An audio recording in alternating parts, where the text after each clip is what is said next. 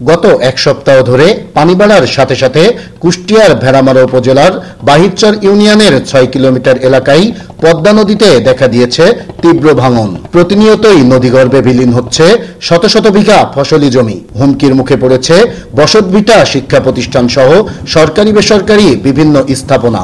শেষ সম্বলটুকু হারানোর ভয়ে চরম আতঙ্ক আর অনিশ্চয়তায় দিন কাটাচ্ছে নদীপাড়ের মানুষ। মাঠা জমি জায়গা তো সবই ভাঙি চলে গিয়েছে। এখন যেটুক আছে বাড়ির আসে ওই বাড়িটুকু তখন ভাঙি চলে যায়। তখন ধন সকলি বেটা সকলি কোন জায়গায় যায় মুখাবো মাথা দেবো এখন আমরা। 7-8 হাজার মানুষের বসবাস এই 5-7টা গ্রামের।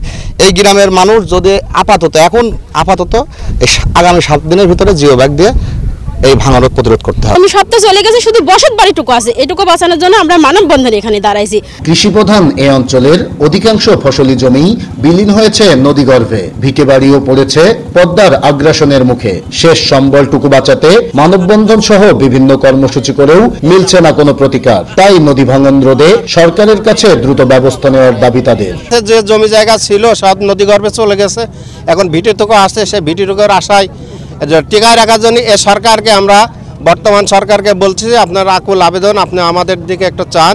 আমাদের আবাদি জমি তো সব ভেঙে গেছে, এখন শুধু বাড়িটুকু আছে।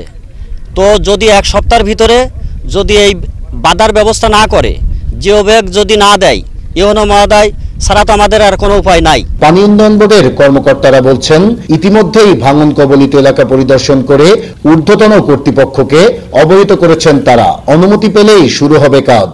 স্থানগুলো ইতিপূর্বে চিহ্নিত করছি এবং এই বিষয়ে আমরা জরুরি পদক্ষেপ গ্রহণ করার জন্য ঊর্ধ্বতন কর্তৃপক্ষের কাছে এই বিষয়ে আমরা আসলে পত্র প্রেরণ করছি এবং ঊর্ধ্বতন কর্তৃপক্ষের অনুমতি পেলে আমরা এই কাজগুলো বাস্তবায়ন করব। ঊর্ধ্বতন কর্তৃপক্ষের অনুমতি পেলে সমস্ত প্রকার প্রসিডিউর মেনটেন করে আমরা 1 বা 2 দিনের মধ্যে কাজ শুরু করতে পারব। শুধু আশ্বাস নয়, পদ্মার ভাঙন রোধে দ্রুতই পদক্ষেপ নেবে সরকার, এমনটাই প্রত্যাশা নদীপাড়ের মানুষের।